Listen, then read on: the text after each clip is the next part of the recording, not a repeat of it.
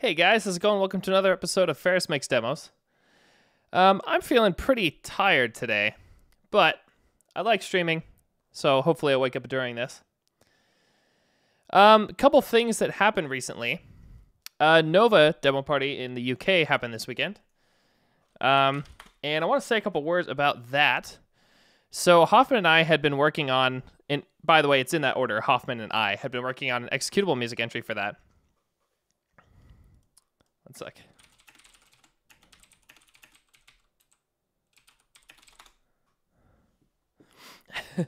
Having some discussions in the chat. Anyway, yeah, so Nova was really cool. Hoffman and I had been working on an executable music entry. And when I say that we had been working on that, I mean, I first heard a preview that sounded very, very different on like Monday. And after giving some opinions on that and showing him what it reminded me of, we kind of took that in a different direction and then went back and forth on that for just a couple evenings, and we finished it Saturday afternoon. At which point, Smash of Fairlight decided, I'm going to use that in my fast demo.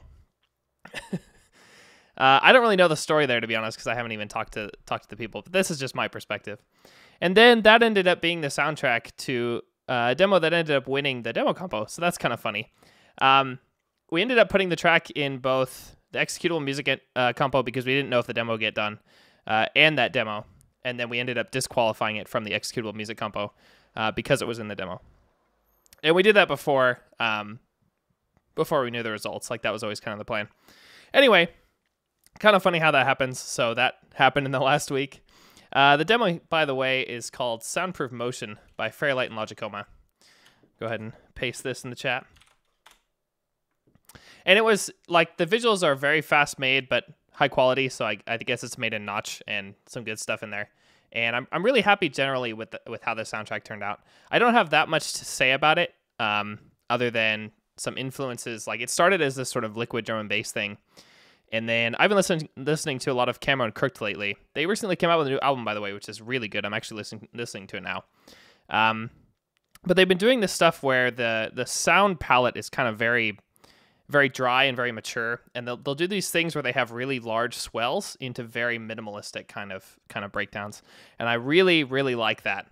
And that's kind of the direction we took with the soundtrack as well, and that ended up turning out pretty good. It was kind of a new thing for both Hoffman and I to do.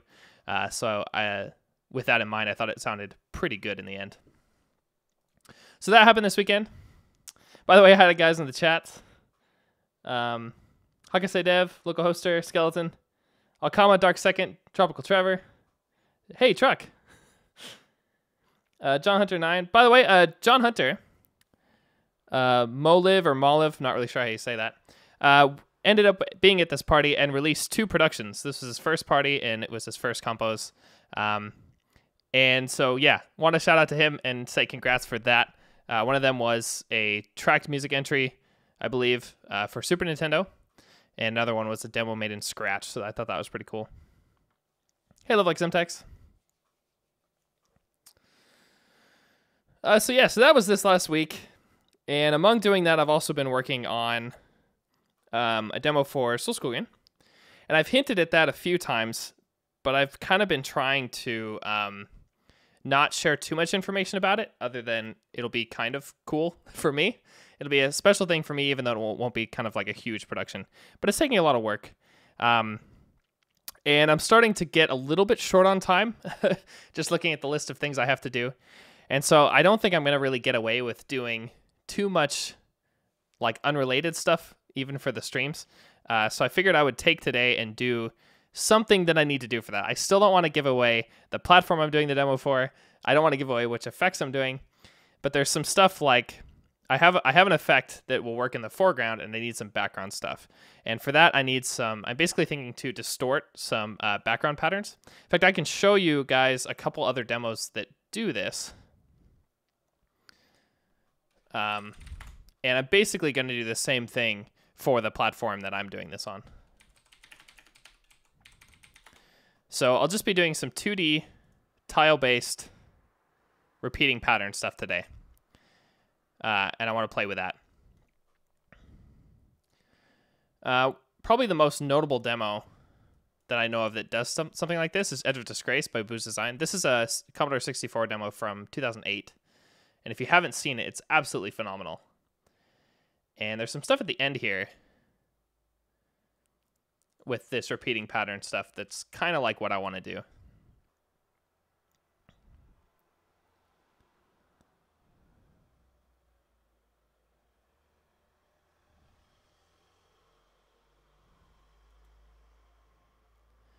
So this is one example of it. And there's another couple examples here.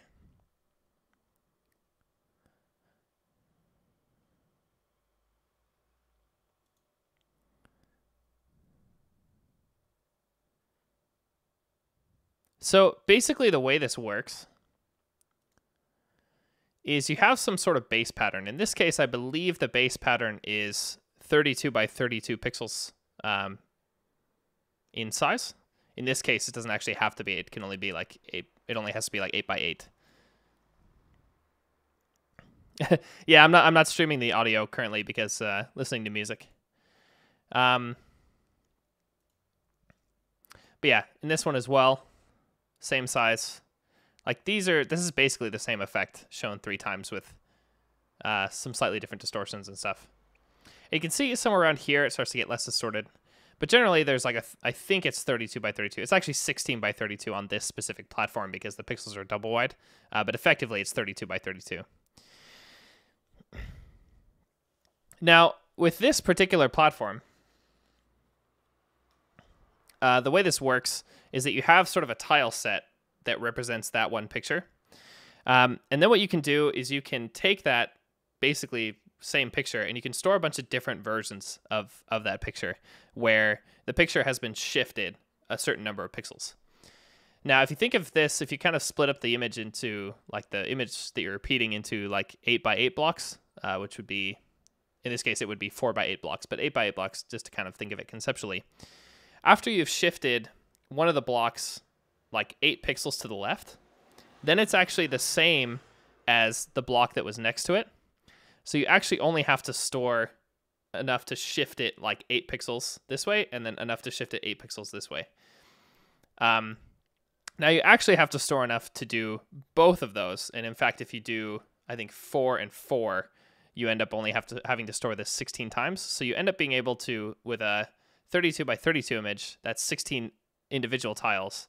And then you would store each of those 16 tiles shifted 16 different ways. So 4 pixels one way by 4 pixels the other way, and all the different combinations there. And you end up with 256 characters, which should work out to be exactly how many characters you have that you can show on one screen. Now, this doesn't really have anything to do with the thing that I'm doing and the platform that I'm doing this on necessarily.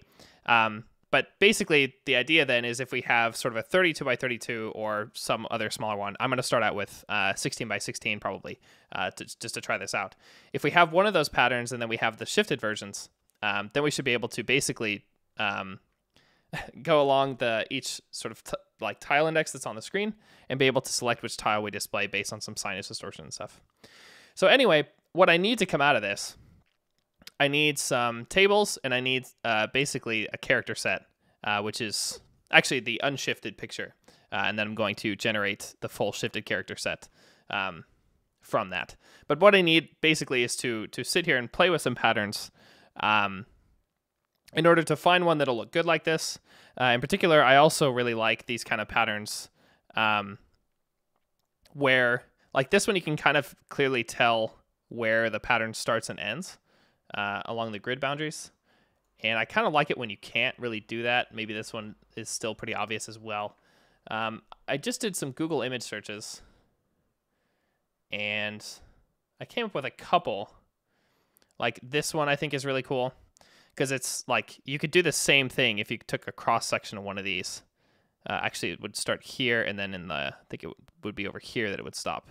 And you'll get the same effect, like you can do this same square pattern repeated and you'll get this sort of same thing, but it doesn't look like it's a bunch of squares repeated. So I'm maybe after something like that, but I'm not actually sure. Anyway, I just think that stuff's cool. And for this particular demo part that I'm working on, I need to do this kind of, or I need to do something in the background. Or well, I don't need to, but I really want to because I have the foreground done. It would be cool to frame it with a background effect. And yeah. So when I'm doing this stuff, I typically will like pull up Rust or something and kind of prototype the effect. So I'll do that first. I'm planning on not revealing which platform I'm doing this on or any of those kind of details until it's actually released as oldschool. But yeah, so what I've done is I've started a little Rust project here. And right now it just does hello world because I literally just made this.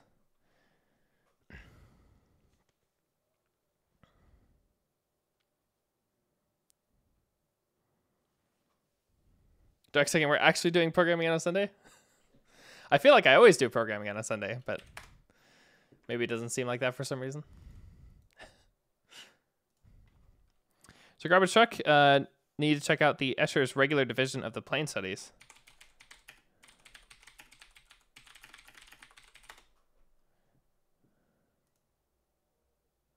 Oh yeah, see here's a bunch of other really cool like repeating patterns here. And again, also the thing I like about this that is initially striking is of course a lot of these have these kind of patterns where it's not obvious that it's like on a grid necessarily. So I really think that's pretty cool. Definitely going to be pulling some inspiration from this, I think.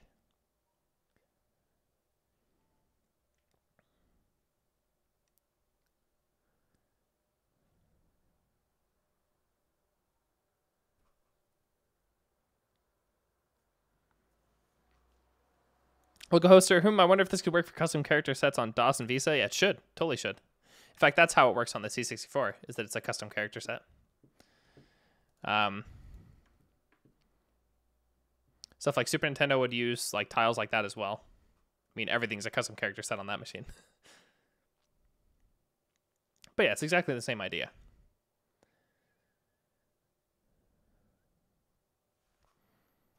And what I like to do with these kind of prototypes is I like to kind of sort of do them at a high level where I don't really have to care too much about like the tile limitations and those kind of things first, and then start to break it down and kind of start imposing those limits more and more as it gets more technical.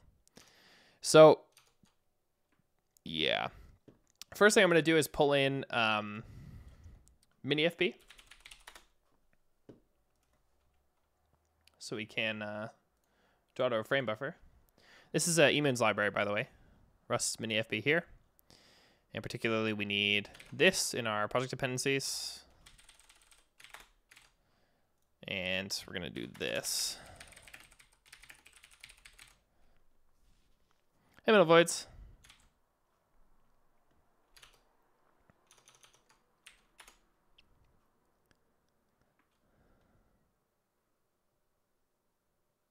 Yeah, sorry, Chuck. I'm going to keep calling those reference bars because that's what I know them as.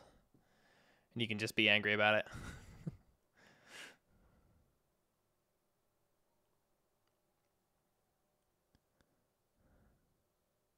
I'm not going to go rename all my projects just because some other group did something first. Besides, I did also put that credit in the README, so.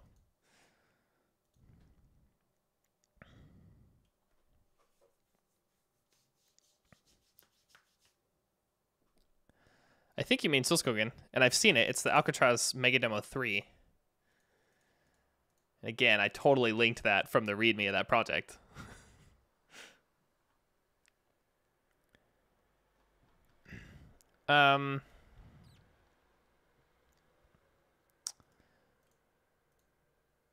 Yeah. So we have mini FB, and we need to, I almost always just like copy this stuff here.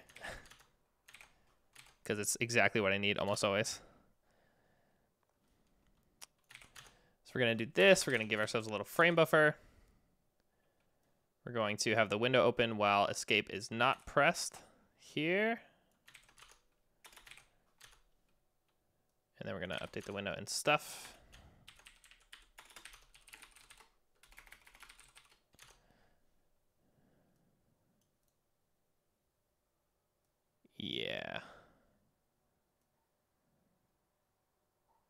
do this. Actually, we're going to do a little bit different than this. First of all, I'm not going to do proper unwrapping. I'm just going to do this. Second of all, we'll make our width height as well.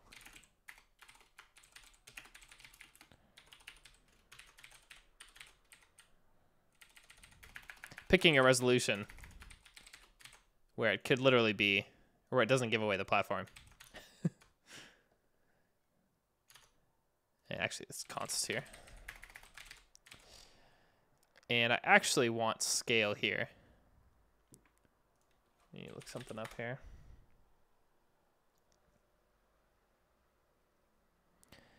I usually reach for Rust rather than C these days, just because I'm coding Rust more often. It really wouldn't matter what language you're using for this, but I typically reach for Rust these days. I know a lot of guys that do this kind of stuff in processing, and that makes a lot of sense because you already have a lot of the drawing libraries and stuff. I used to do this stuff in .NET a lot of the time, which is why my Super Nintendo tools are .NET as well.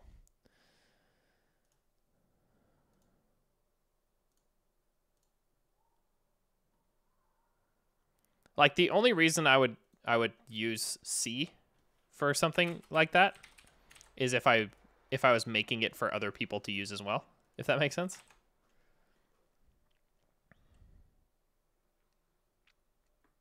Hey, Tubez.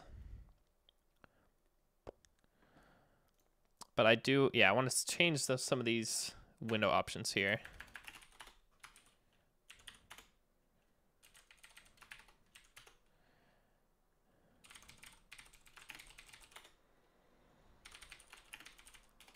Just copying code for something else.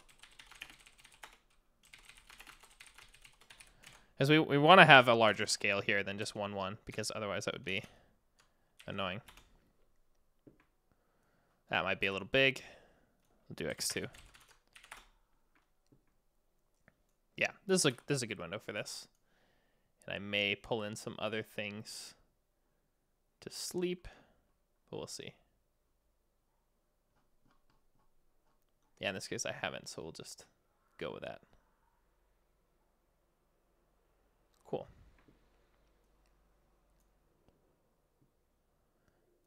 Another thing I kind of like to do. I like to do into box slice here.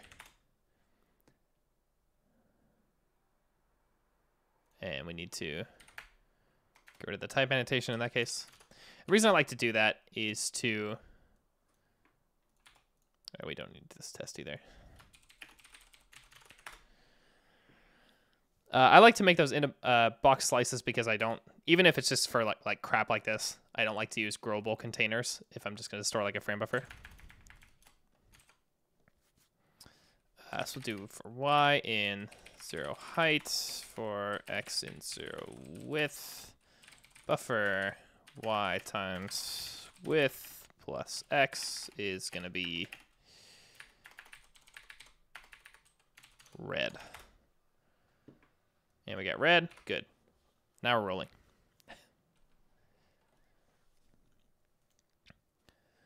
So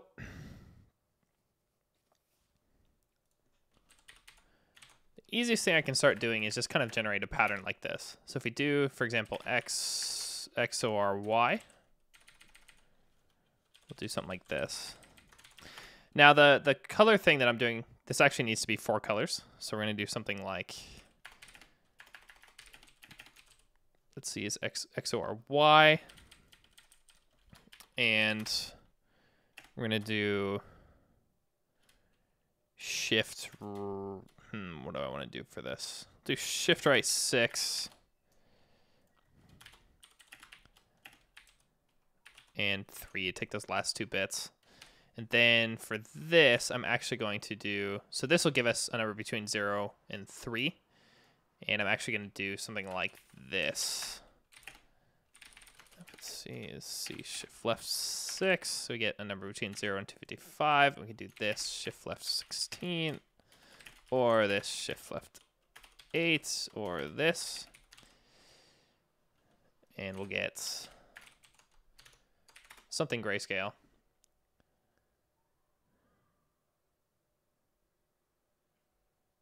And we need to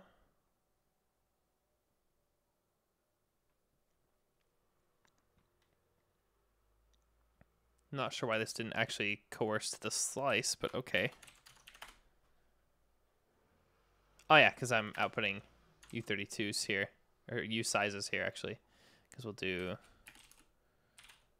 as U32 here. Actually, this is the easier way to do it. Line up all our integer types. And we're still getting U size there. So we'll just do, let's be cheeky here. We'll do U32.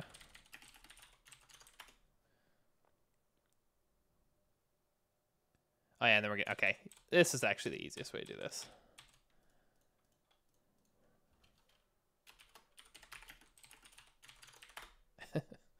No worries. Then we'll get this. Somewhat kind of what I wanted, but something like this, for example.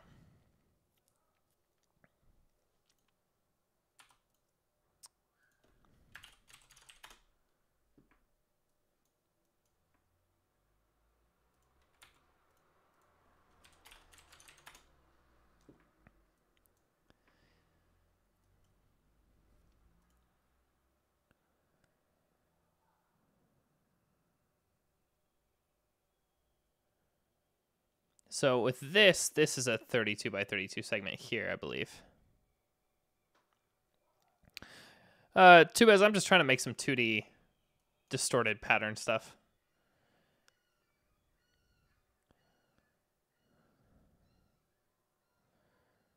Do the axis will be 128, 64, 32 here. If I do one more of these, then we'll get this. And then here we have our 16 by 16. It's not very big. 16 by 16 is quite small. But do I have that right? Because I'm 256 by 128, 64. 216, yeah. That would be correct. Because if I do no shifts, we'll get something really small like this. Just seemed a little bit bigger. Maybe I'm actually gonna do this, just so we can see this a little better. So now it's 64, 32. Yeah. So here's our 16 by 16 block here.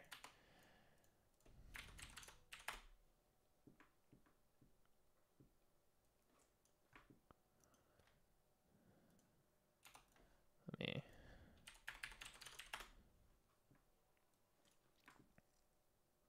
Yeah. This makes sense to me.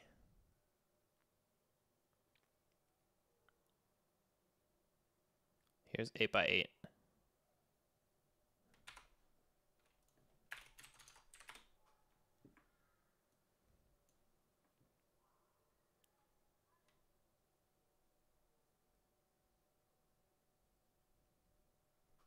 Yeah. So what I want to do is I want to stuff this kind of pattern in like a tile. So do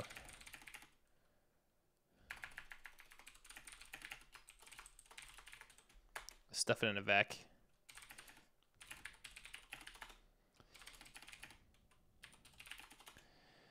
Now again, I would really like to do 16 by 16, but it's not going to matter too terribly much here. Let's do this though.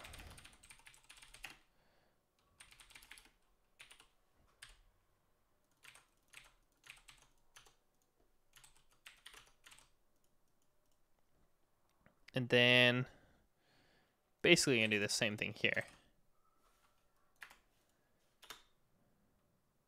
And in fact, if I just want to do this as the pixels, then I can just do tile.push C. And that's nice and easy.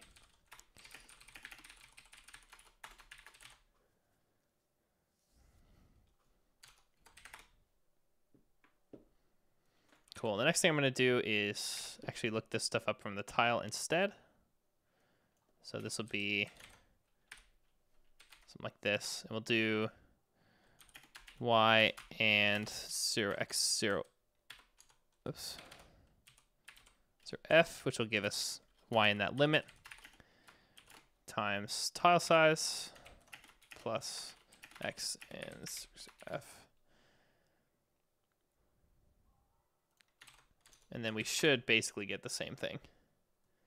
And we do.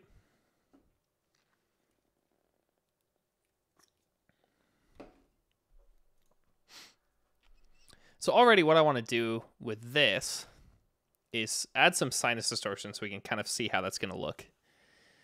So to do that, all I should have to really do is edit the x and y here based on some sinus.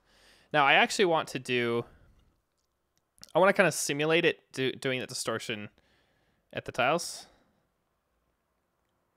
Yeah, just use, I can do that. I mean, I'm just used to doing this stuff.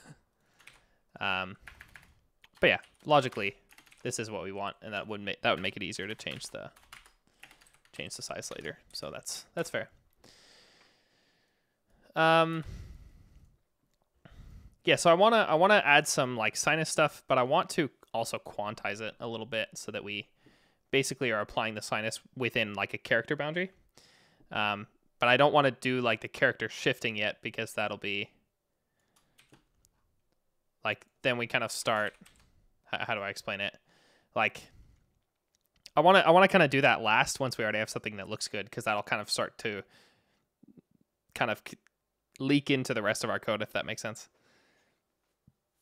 It might make things a little more complicated. It may actually not the way that I want to do the shifting, but anyway, this will just be easier for me, I think.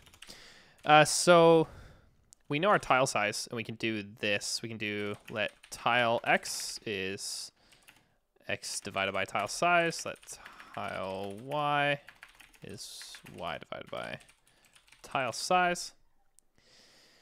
And what's nice about this is that this will give us the tile index. So as long as we do our sign stuff based on these values rather than these values, that will get something good. So we'll do, just to try this, I pulled in pi here, by the way. We'll also want to do something else. Let me just steal some of this code from one of my other things.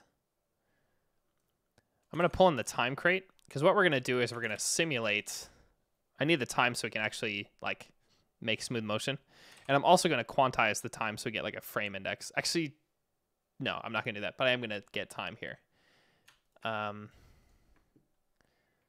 need to look up the version here. We'll just use this.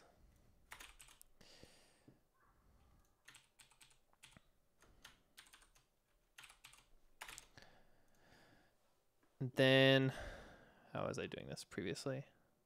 A lot of this stuff I'm just looking up from my code the last time I did it. So I did this. Sampled the start time when I'm ready to start doing this stuff. And then we can get the time to work with by subtracting every frame the actual time from the start time. That'll be good. And I believe this will give us an F64, which is ideally what we want. So now we can do something like offset X. And then we can do offset X here. Actually, the modulo may not be correct now, whereas the and might be. We'll see if we get some weird stuff in the negatives, but yeah. So offset X is going to be X plus some stuff here. So we can do, for example, tile X dot sign, and in fact we'll do tile X plus time. And then we can multiply this by, for example, 32, just some number. And then we'll quantize this. And I think we're doing U size there. I'm going to make everything I32s here, because that'll be nicer, I think. And I can just do this. Actually, we'll do here.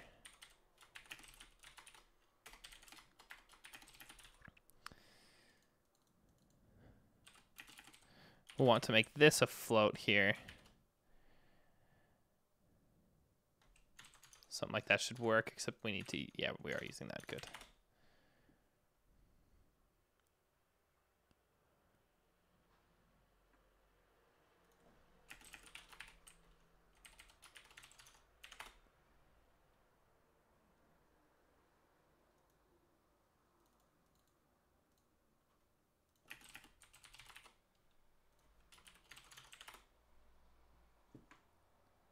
Then we get something like this.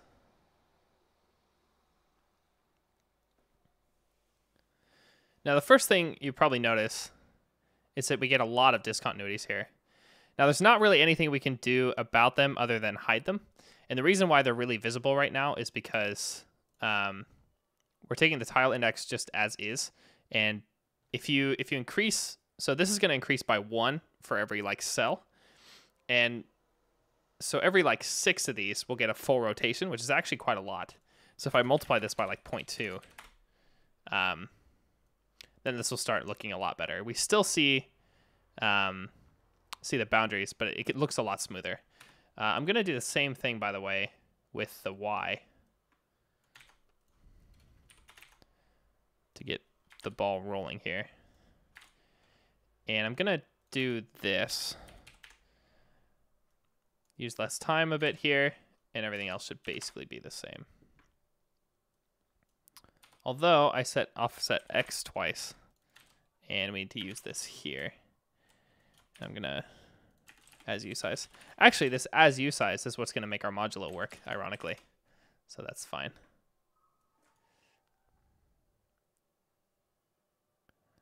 And now we almost get this kind of scaling thing.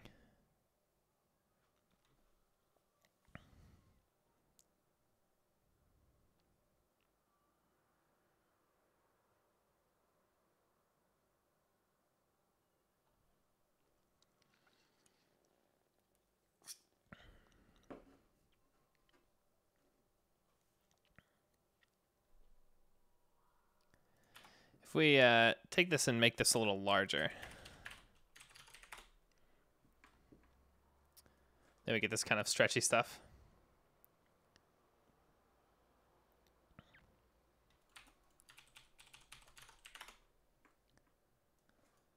This looked a bit better like this, though.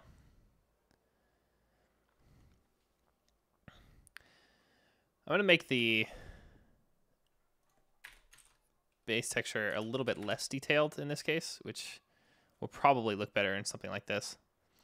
By the way, a lot of zoomers are actually done similarly to this, but of course what you'll notice is that if you zoom in too much or zoom out too much, then you really see the edges. But if you actually keep it down pretty low, so for example, if I drop this down to like 8, we'll get less zooming, but then we won't really see the artifacts.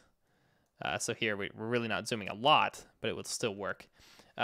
Platforms like Amiga can totally get away with this because you can do copper lists for like changing the screen offsets. Where in this case we're using like tiles and we're going to shift the data, but there you can actually just have the screen be read from different positions, and I've seen that in quite a few places.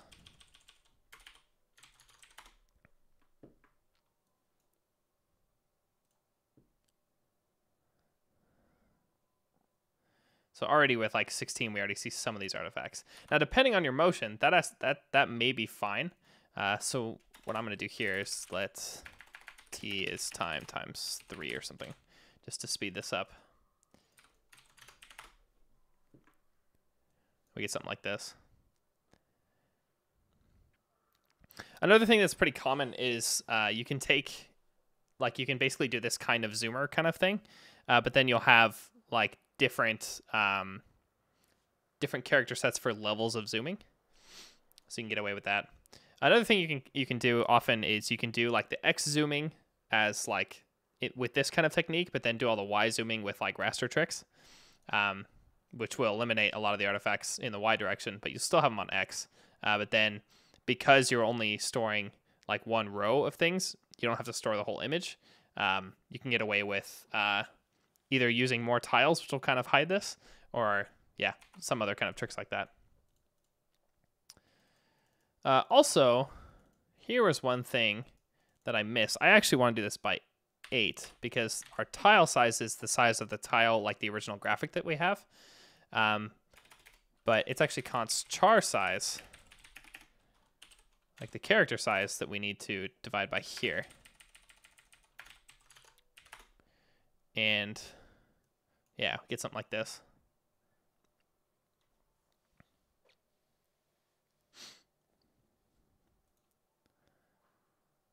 So this already looks a lot like that edge disgrace effect.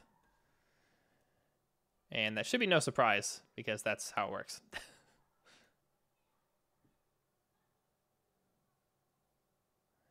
Now you'll notice that they have a little more, it almost looks like rotation.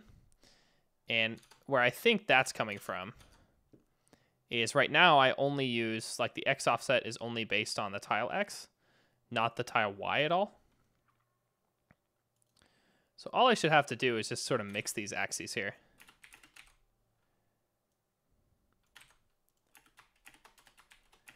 Of course, we'll want to do less influence from those. So let's do some lower number here.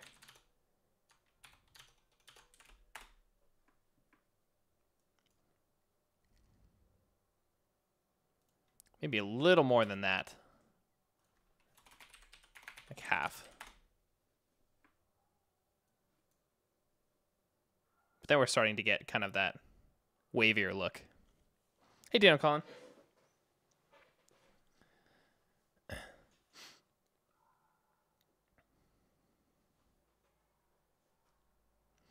So again, the interesting thing here is that we're only showing bits of that original tile. So again, we still get this sort of like quantization pattern here. And there's always a balance there between like how far can we get this to stretch versus how many artifacts do we not want to show. I'm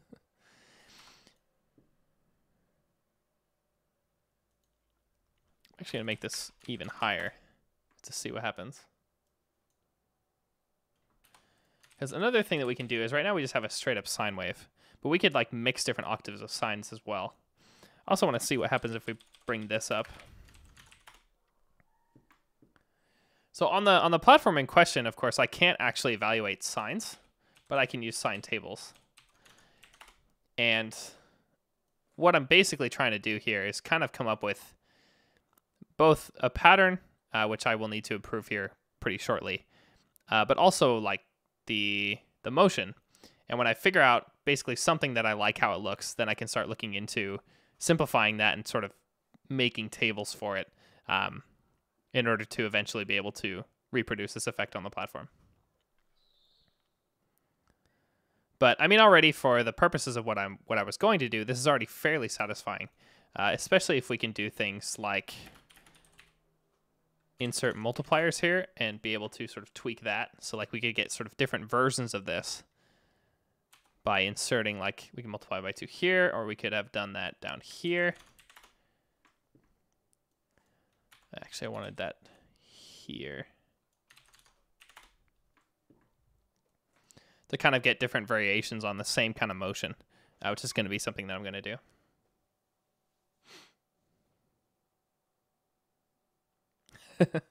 Yeah, it's important that you watch every programming stream at once.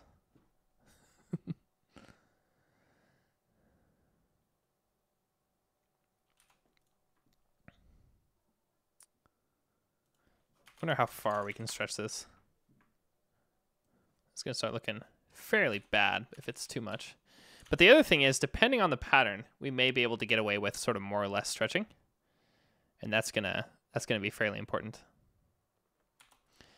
But yeah, again, what I really kind of like about this kind of effect is that it's just the same tiles just shifted on like these 8x8 boundaries, and it still looks pretty decent. That always kind of surprises me. I'm also going to lighten up my colors here a little bit. Let's see. Actually, here's what I can do, actually, is I can take 255 divided by 3, which is our max value, and it's 85. So instead of shifting left by 5, I can do C times 85, which should Should brighten up the colors a bit. Yeah, there we go.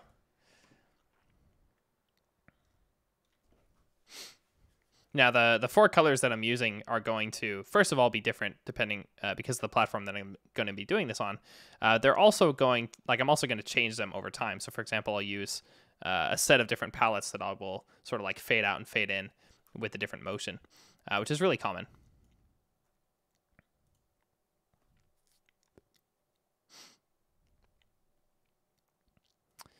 So that was with 16 color tiles.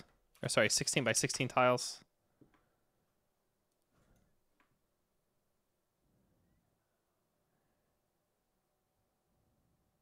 Yeah, this is the same size here. I wanted to do this, I think. This is with the 32 by 32 tiles. So you can see we can get a little bit further stretching and stuff. Overall, it looks a bit smoother.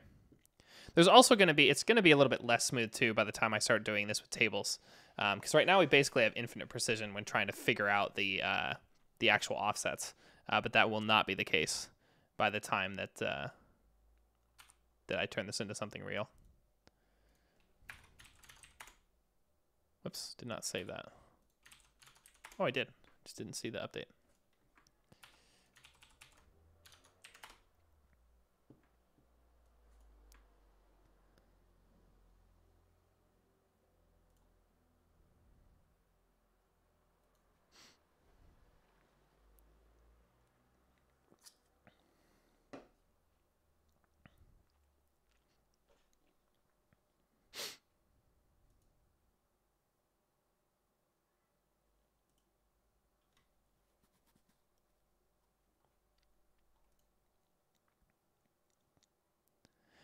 This is literally just grayscale colors, so there's not going to be any platform clues in that.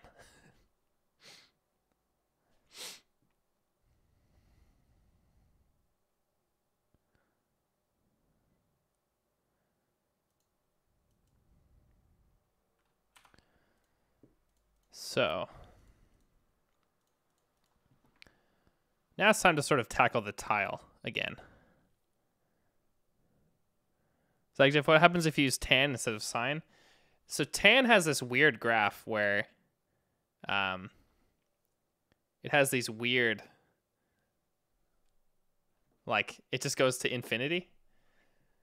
So I can do it, but I guarantee you this will not look good. The reason why sine is good is because it's periodic and it's smooth. So here we get sort of the smooth bits is where tan is actually like a decent function, around like 0, and then it just shoots to infinity. We get this crap here. So that's tan.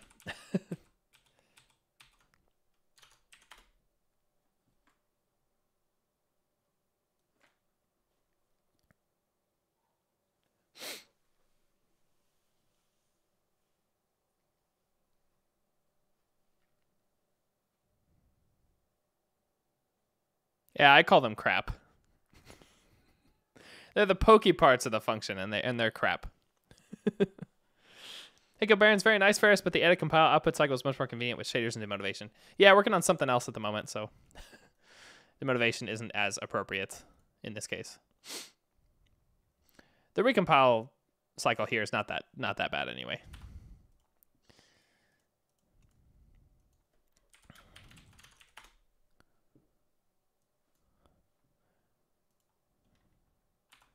Get to be pretty fast here. But yeah, I want to tackle the tile bit. So right now, what I've been testing with here is just this XOR pattern. So literally, if you just take X XOR Y, then you just magically get this kind of pattern. And what I want to do, let's start by just replacing this with like a circle.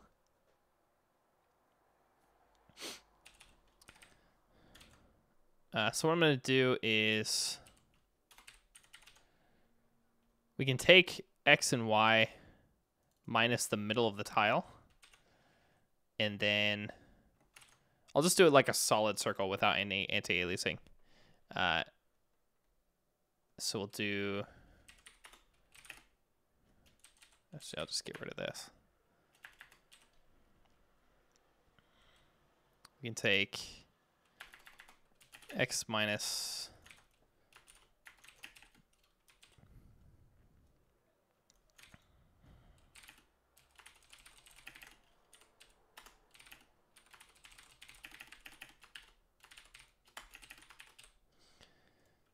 and I'm going to do this, by the way, as I32s.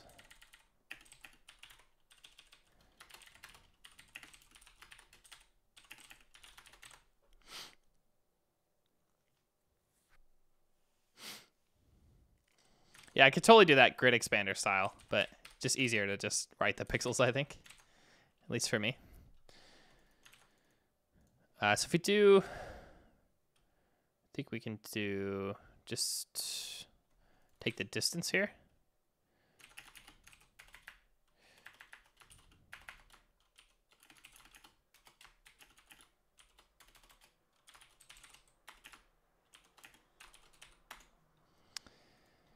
And should be able to do square root, which I think you do it like that in Rust.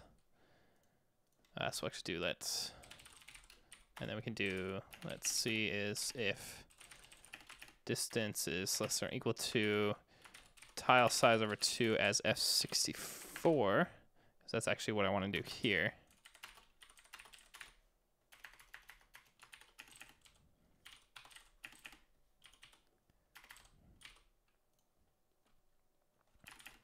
We'll do 3, otherwise we'll do 0. So our brightest color and our darkest color.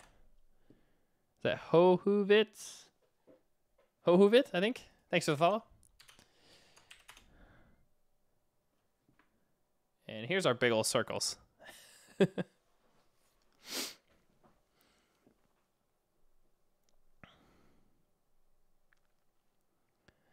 I actually really like when you can kind of start to see the pattern here. And in fact, if we go back to the edge of disgrace thing, we should basically be seeing the same thing here.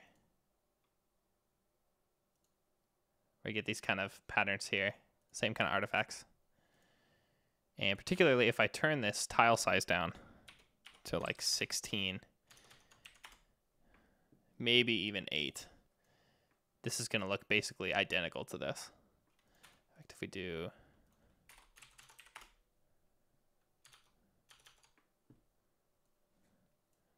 and they look very, very similar. So if you ever want to know how this effect worked, by the way, there you go.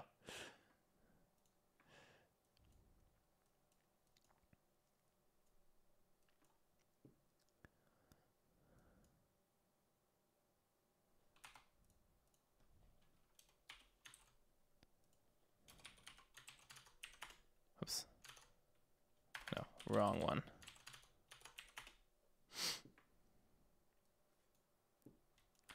Actually, I'm going to go ahead and turn this back up because the X4 actually looks really silly to me. And if I just do that, we should basically get the same thing in double resolution. And again, we're going to look really similar to this. Now, one of the things I actually really like about this presentation here that I just now thought about was I was thinking, like, this is kind of cool, but it's only 2 colors. And I realized this is probably very much on purpose. One of the things that HCL, which is Booz Designer's sort of main coder, does really, really well is he's a very good presenter. So not only does he make very technically advanced effects, but also he's very good at presenting them in a way that sort of builds up complexity. So like you'll see something and it's like, oh yeah, I kind of know how to do that. And then he'll like sort of add another bit to it, be like, oh, okay, well that's harder. And then he'll add another one. Oh, okay, wait a minute. And this effect is actually a pretty good example of that now that I'm looking at this. Because like in this case, it's lower res because like from the pictures that come up later, we know that you can actually do like 32 by 32 pictures. But in this case, you would only need like an 8 by 8 picture, or a 16 by 16 is what we have here, which basically matches this. So he's basically doing that effect like this with just the 2 colors. And then the next time it shows, we have a more complicated image here. And then again, an even more complicated image. Now, I think the motion actually doesn't really change between these, now that I'm looking at this more. But it's a good presentation because it kind of does more impossible, more impossible, more impossible. I'll tell you what, the Booze Design demo that makes me really angry because of how this is presented is uncensored.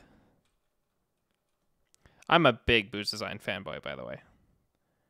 They do fabulous stuff. Yeah, Alcoholister, there's also dithering. Now the dithering is only in the original image, I think. I don't think the dithering is in the effect at all because you really don't have enough CPU time to do much on this machine. So in this case, all of the frame time basically is going to be spent presumably updating sprite positions, which is probably how the left and right borders are drawn here. And then also those will be probably driven by interrupts. And then the main portion of the frame is going to be spent just doing a sinus pattern to fill in the character indices.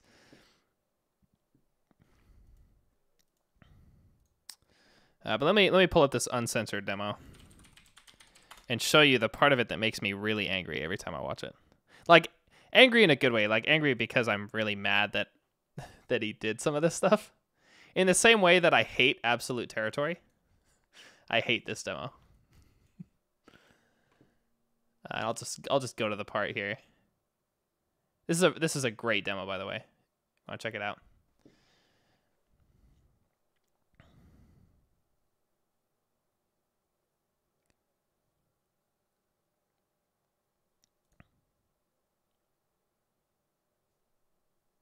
So Garbage Truck says we'll have to check if that first is in high res, second is in multicolor, and the third is in IFLI. I'm guessing the first one might be multicolor, but I don't think the other ones are IFLI just because they only show 4 colors.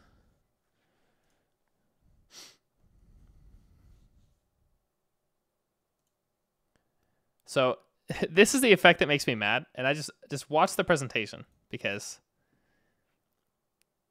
this is really cool. So first he shows you like these sort of axis aligned raster bars. It's like, oh wow, that's actually pretty hard to do on their own. And there's nice variation here too with the different kinds of patterns of the bars he's doing. And then this happens and it starts rotating and it makes me really angry.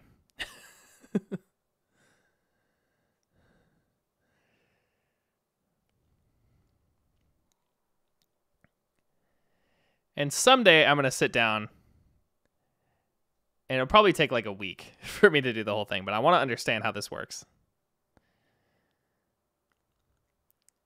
But for now, I just like to enjoy how difficult that must be. And I love the presentation. And he does this consistently with a lot of the effects that he does. You'll get like a simpler version and then a more complex version. Usually very good presentation. This is the other part in this demo that really makes me mad.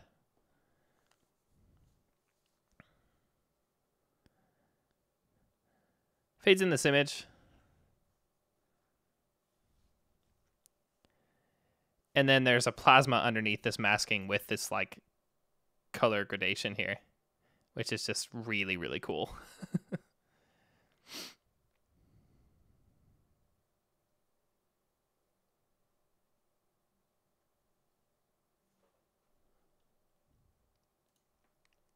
So yeah.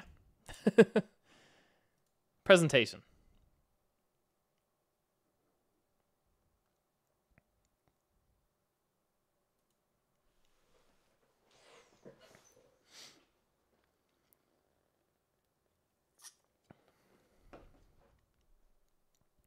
Now, one of the things we can do here that'll make this more interesting already is, so basically I have this where it draws sort of one large circle. One of the things I can do is I want to actually split this out.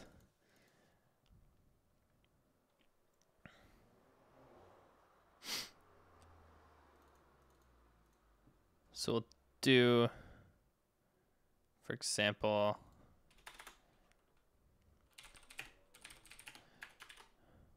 gonna make this a Boolean. Basically do distance fields.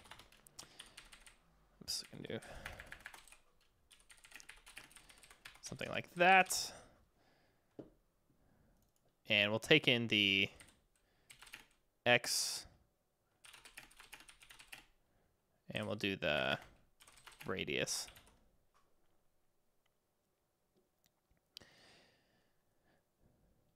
Now I think I'm also going to want to do an offset here, but for now we'll do this. And we should just be able to do this, where we just take the distance stuff here. And not going to do this. In fact, actually what this is the X offset.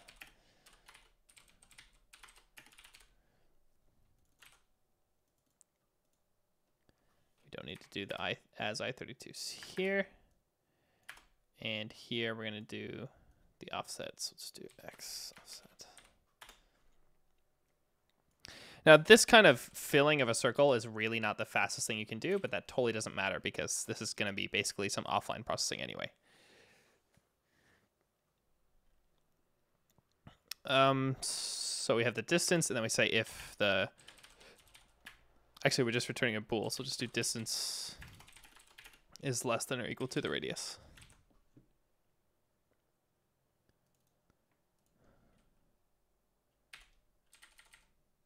And we'll do as F64, actually. I don't think we need that. We'll leave that in there. And then I can go and replace this.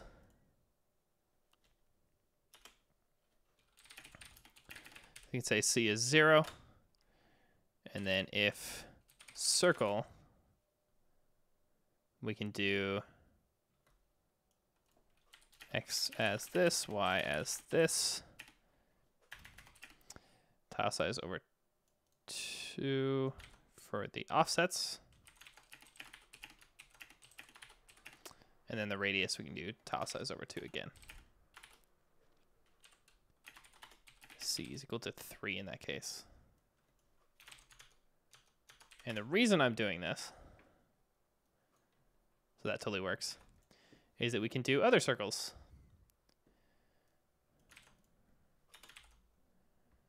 So for example, if we did the actual tile size here, and we did over 4, or the position I want over 2 here for the Y, and then over 4 is the radius. And we'll do a different color here.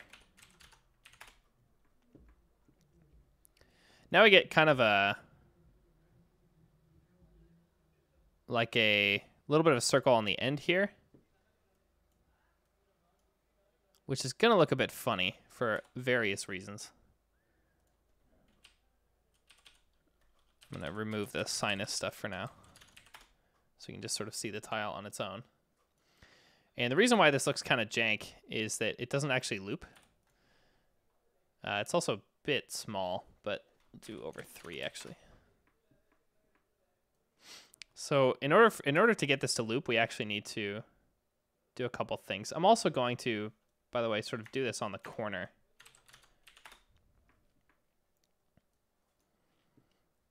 And in order for this to work properly, we actually need this coming in on all the different corners if we're going to draw it on one of these. So the easiest way to do this is just do it as 4 circles.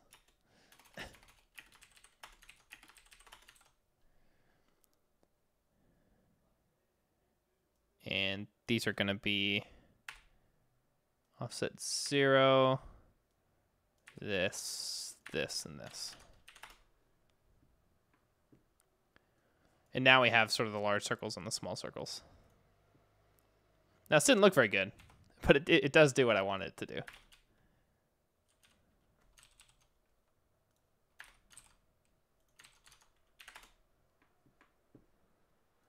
Play with something like this. Now I'll put this back.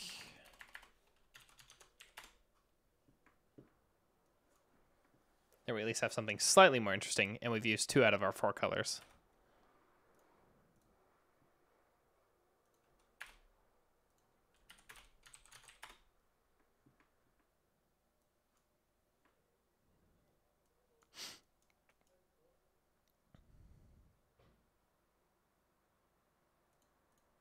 I kind of like the high contrast here. This would look really good on Game Boy, I think. But actually, a big problem with that platform, interestingly enough, I'm talking about proper DMG, is that the LCD has a really, really slow time, like to swap pixel colors. So an effect like this while the high contrast would be really good,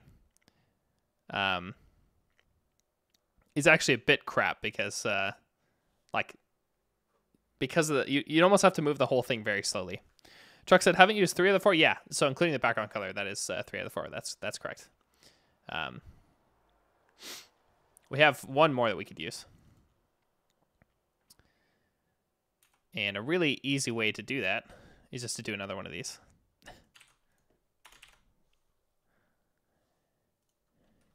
We could position this differently.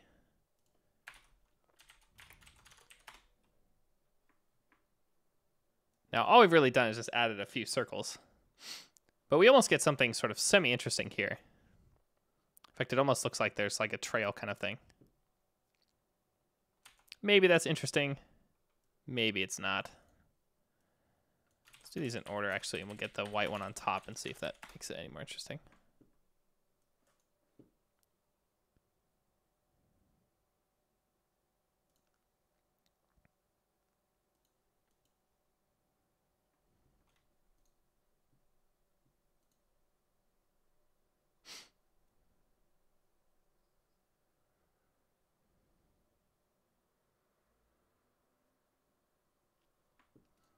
Yeah, I make that mistake a lot.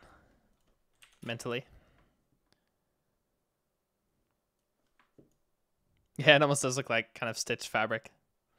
Looks kind of funny. It looks really flowy because of the way that the sinuses sort of move in a way that's almost aligned with directionality that the different colored circles give it. It's a bit funny.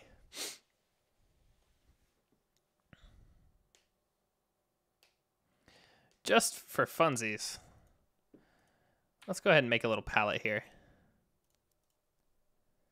I'm gonna be very careful to pick colors that will totally not give away my platform. Which is colors I think are cool that I will find on the internet.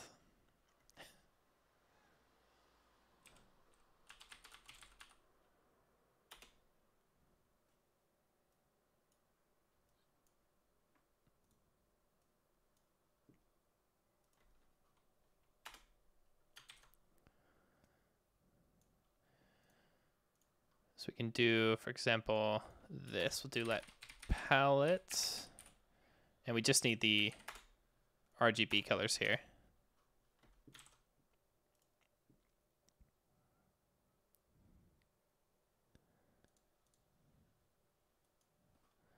So I'm just literally picking colors from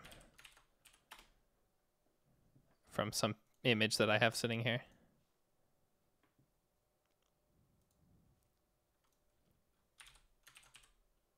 Oh, did I just pick the same one twice? How did I do that? Okay, there we go.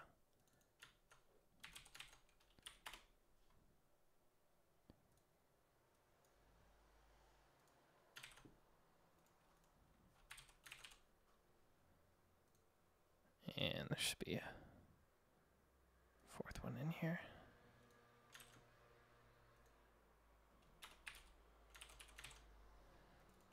And now what we can do is, instead of doing the color times 85, we can do this.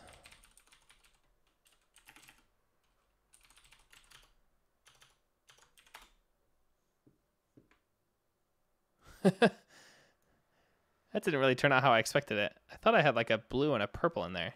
What happened to those? Oh, I know what happened. Because I need to do this. So we're treating that whole thing as a component, which is totally wrong.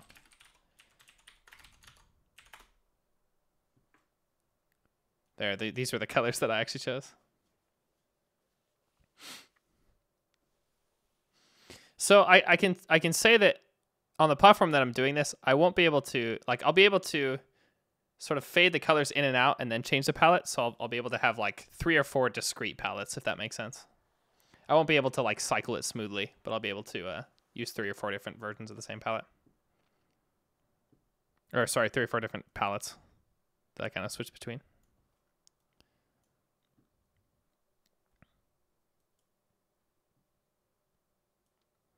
But I just wanted to add some color here while I'm sitting here working on it because it makes it a bit more fun for me.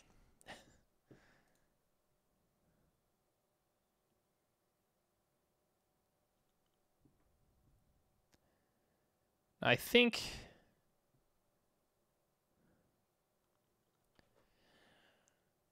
these circles are quite a boring shape. I think I want to do triangles. Also, what is my tile size right now? 16? Let's do 32. I wonder if that actually helps with this very much. It's actually kind of cooler with the larger circles.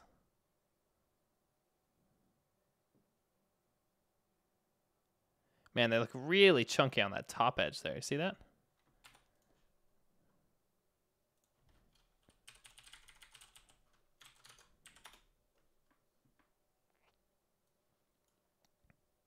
That looks really bad there. And I'm guessing that's because, first of all, I actually want to take all these in as F64s, I think. And there's a reason I want to do that.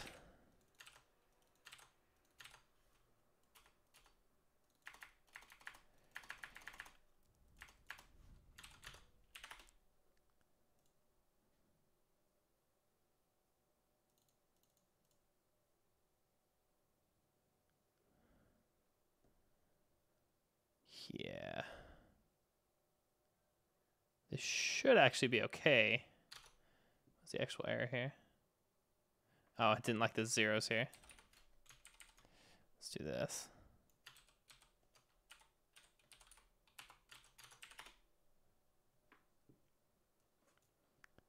Okay, that didn't quite help.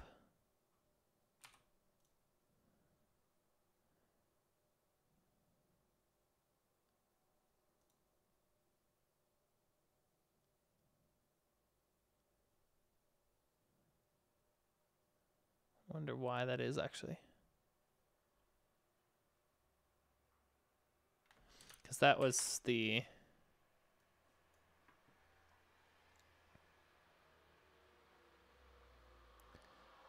This should basically show us our thing here. This was the...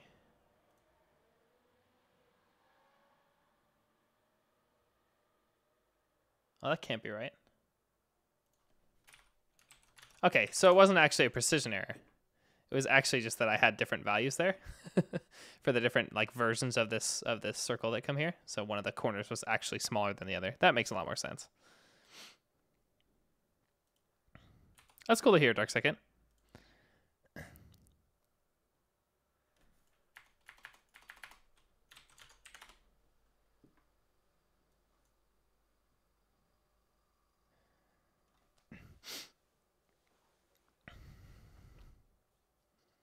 So that looked a bit better.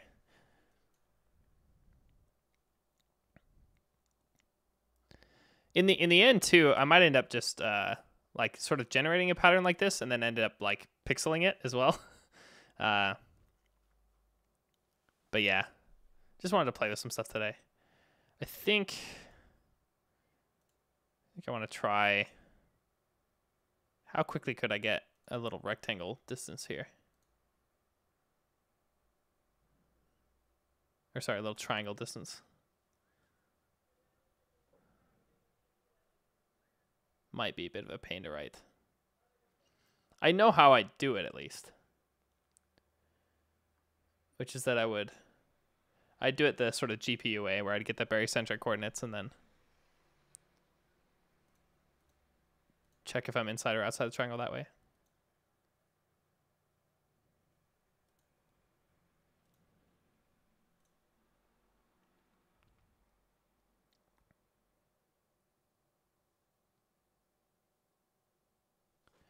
But I think actually I just want to make this sort of overlap a little bit more first because I'm actually a little bit short on time for where I want it to be here. So what do these look like? Oh, I gotta tell you guys another thing, by the way. I was convinced to buy an MSX machine recently. And boy, did I pick a winner.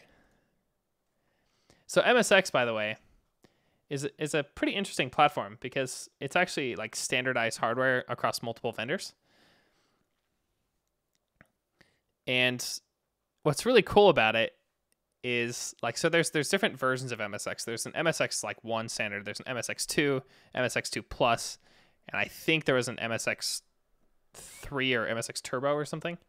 Anyway, MSX2 is the thing that these people explain maybe want to buy. Metal Void says, why not an Amiga? I'll tell you why not an Amiga, actually. So I really want an Amiga 500 and 1200 at some point. Now, 1200 I'm not as interested in. 500 I really want at some point. But I'm kind of holding out on that because I know through the network that I have that I can get a decent deal on that at some point. So I'm kind of just waiting until the opportunity arises to get that. Whereas an MSX, I don't really have any connections, so I don't mind just kind of buying one. Anyway, it's an MSX2 is the one that I'm getting. And oh man, do I love the look of this. MSX Turbo R, yeah, that's the other kind. So this is a Sony HB-F1 XD. It's a Japanese MSX machine. So it's NTSC. But oh my goodness, is this a sexy looking machine?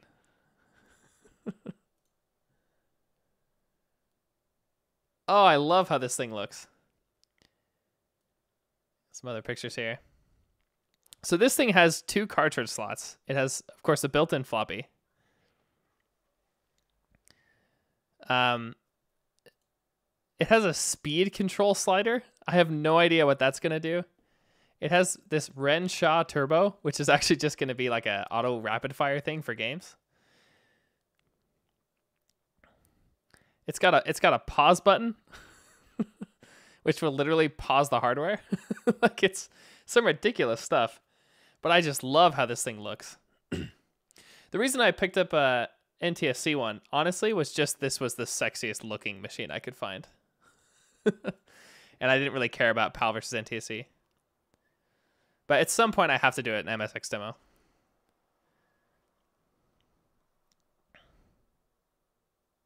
But I won't get this until, well, probably shortly before Solskogen.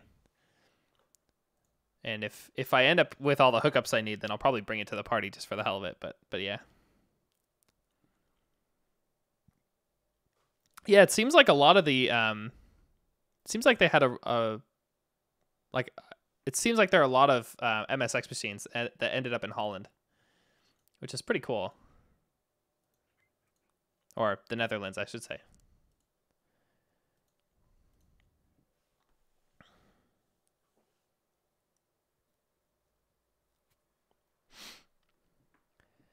But man, I really, really like how this thing looks.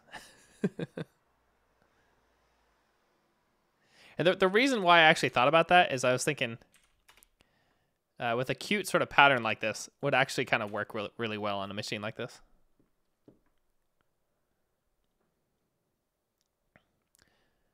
But yeah, I'll definitely be doing some streams when I get this. Like, I would love to kind of, like, I'm completely new to this platform, so I don't really have much of a reason to hide what I'm doing on it, especially after Solskogen. Once I release the thing that I'm releasing, then I totally want to do a little more old school stuff, like live on stream, and be a little less secretive about it.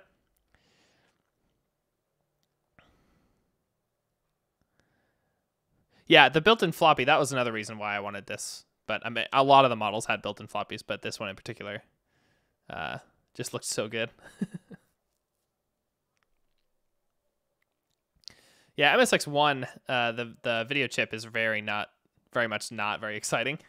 But the MSX2, like, it seems hardware that's fairly comparable to an Amiga, but, like, of course, it doesn't have a copper. The thing that it has that's kind of a blitter is crappier. But it has a lot of other similar capabilities, it would seem.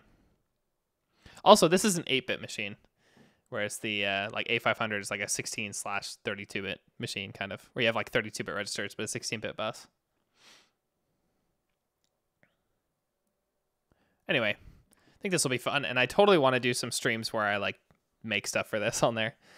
Another really cool thing about MSX is the floppies are actually, like, the formatting is MS-DOS compatible. At least it'll read MS-DOS formatted disks, which is really cool. So I actually got I ordered this, and I ordered some double density floppies and a USB floppy drive. So hopefully should have a fully portable setup, which is pretty cool. Dale Collins says also ALU is 16-bit on 68K. Does that make much of a difference from the programmer's perspective? I guess it would for speed. But I can't imagine you'd be limited by that for the kind of arithmetic you can do, but maybe that is the case.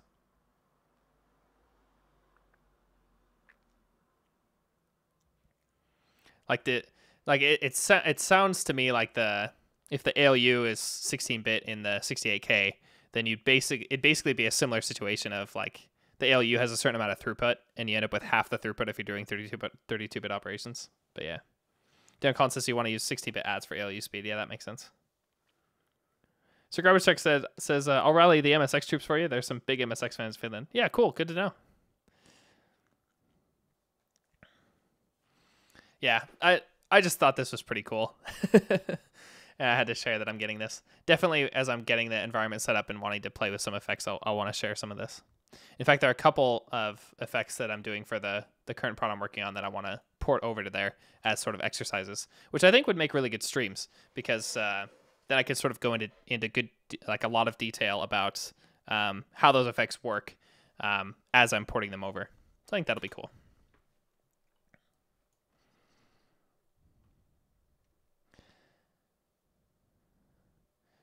But right now, these look too discrete, and I want to sort of bump some of these over.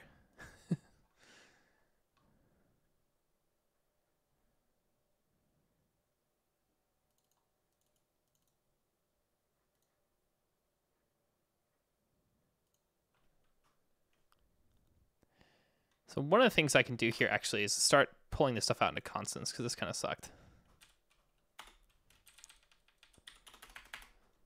But yeah, I think I'll play with this a little more, and then I'll stop streaming for today.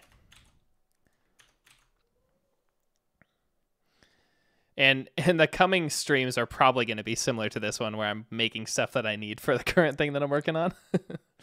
But I think that's fine.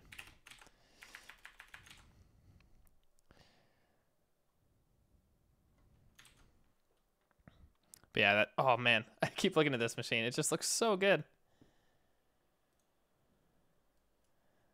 I just love this look. It's just super like, this is what they wanted the future to look like in the 80s and 90s in Japan. So I'm pretty excited about that. I love learning about new systems. And I think I'll have some fun with that. But yeah, also totally want to get an Amiga 500 at some point. And then maybe a 1200, depending on if I can get a really good deal on it. But the 500 is what I'm a little more excited about. Because I want to play with that copper and blitter. That sounds fun to me.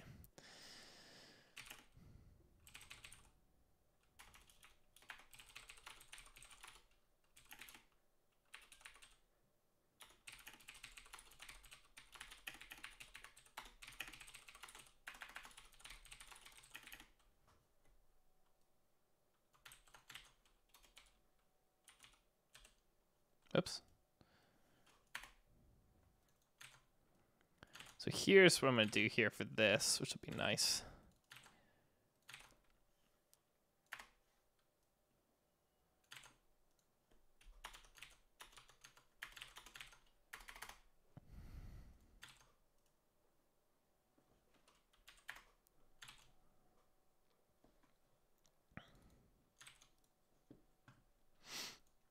Yeah, I'm not...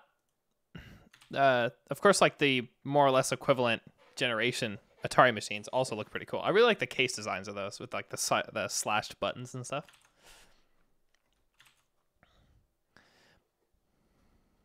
But maybe it's I don't know. I don't find those machines as attractive for some reason.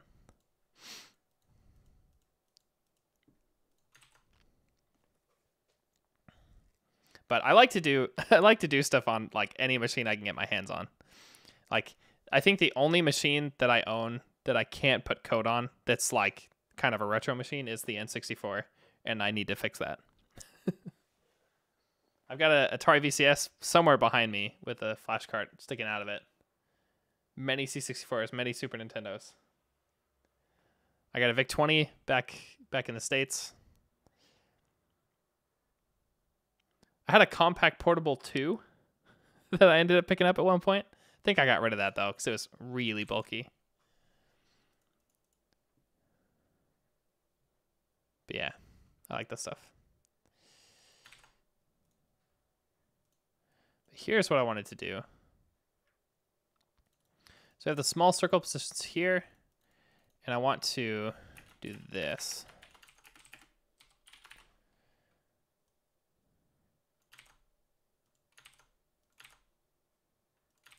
And now I should just be able to edit these and then place that circle that way.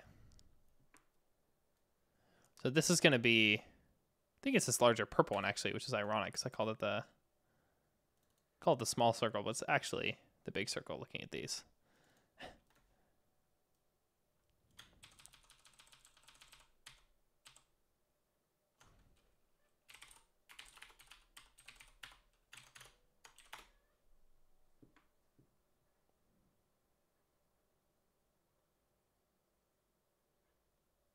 Oh yeah, the microvision with the CPU on the carts. Isn't that 4-bit like Texas Instrument thing? Texas Instruments. I also have like a kid's toy computer thing that I want to get code on. It has like a serial like EEPROM that I actually have like the clamps and stuff to program, but yeah. That's also back in the States.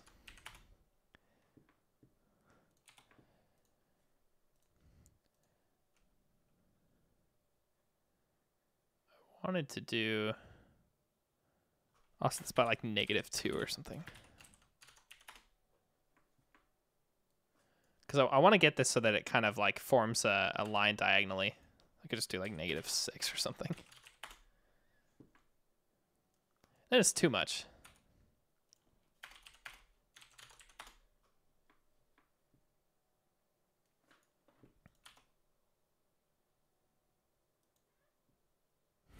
I actually hate that the NES and SNES did the stuff on the carts. I mean, the hardware itself, without those expansions, is super gimped. So it's kind of like a necessary evil kind of thing, if that makes sense. At least that's how I see it.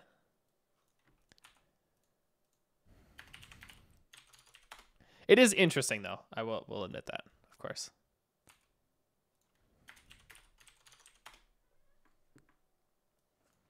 There, now they're all touching at least. Looks kind of less like a grid.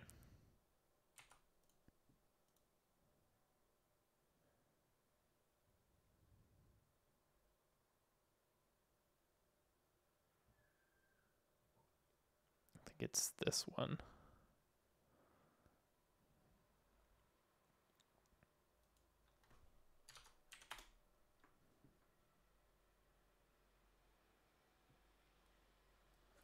Yeah, that Super Metroid was pretty sick. Or you mean the first Metroid?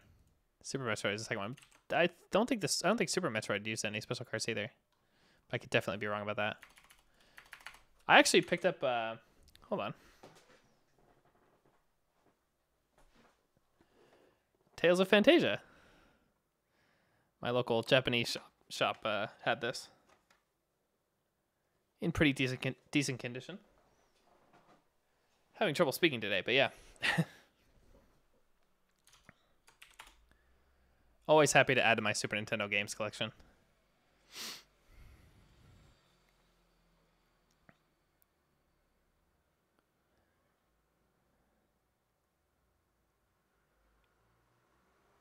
Yeah. So, of course, this wasn't the most interesting pattern here, but it's definitely a start and kind of shows the effect that I was going for. So if I don't end up getting a chance to work on this more before next week, which I may not because I need to do some other stuff, maybe I'll continue this then. But I think I'll head out pretty quick here. But yeah, I definitely want to like there's some stuff with demo scene things that I really want to be less secretive with. There's some stuff I still want to be secretive with because like there's some ideas that I have that I know will kind of make a nice impact. But I definitely want to do more. Yeah, making stuff from scratch, doing old school stuff, doing new school stuff. Really varied. Because I kind of like that about the Sunday stream. So I feel like I can kind of just not worry about what I'm doing until like a half an hour before streaming. It's like, oh yeah, do some of that stuff. So I think that'll be fun. I think when I get the MSX, that'll be fun to play with as well. Anyway, for now, I'm going to head out. And thanks, guys, for hanging out. And I'll see you next time.